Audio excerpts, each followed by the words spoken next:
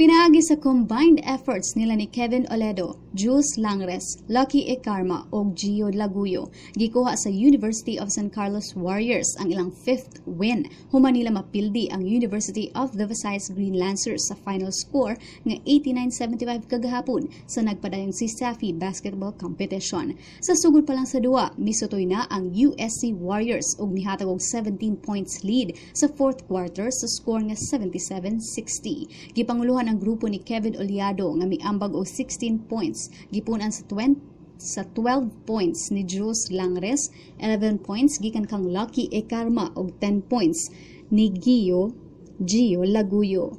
Ang UV Green Lancers naanay 3 losses. Kinihuman sila na pildi batok sa Cobras ug USJR Jaguars. Ani ang mga teams nga magkumbate ugma Sabado. Watch the games live at safi.sunstar.com.ph.